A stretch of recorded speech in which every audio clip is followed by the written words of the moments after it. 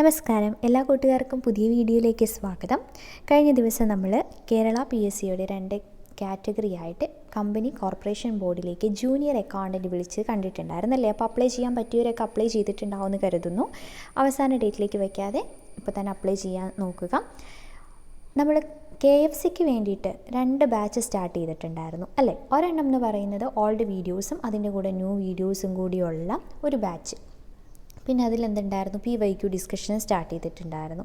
പിന്നെ നമ്മൾ പെട്ടെന്നൊരു ക്രാഷ് എന്ന രീതിയിൽ ഒരു റിവിഷൻ മാത്രമുള്ള ഒരു വീഡിയോസിൻ്റെ ഒരു ബാച്ചും ഉണ്ടായിരുന്നു.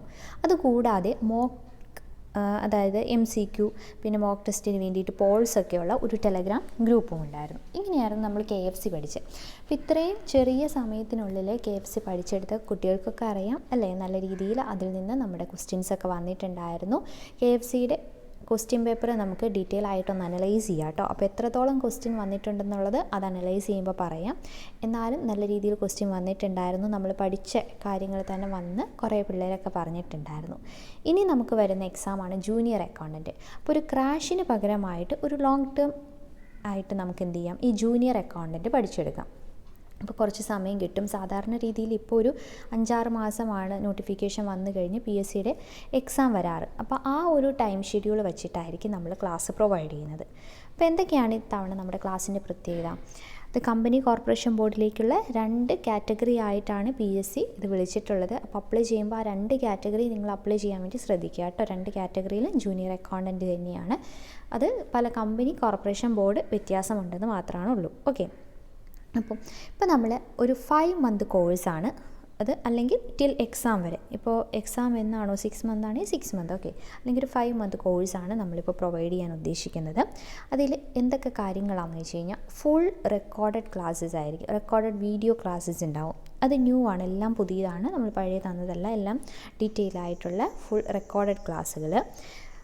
അത് ഓരോ ദിവസവും മാക്സിമം 1 അവർ ക്ലാസ്, അതായത് രാവിലെ ഒരു 30 മിനിറ്റ്, വൈകുന്നേരം 30 മിനിറ്റ്, അങ്ങനെ അല്ലെങ്കിൽ ഒരുമിച്ച് ഒരു അരമണിക്കൂർ വീതമുള്ള 2 ക്ലാസ്സുകളായിരിക്കും ഉണ്ടാവുന്നത്.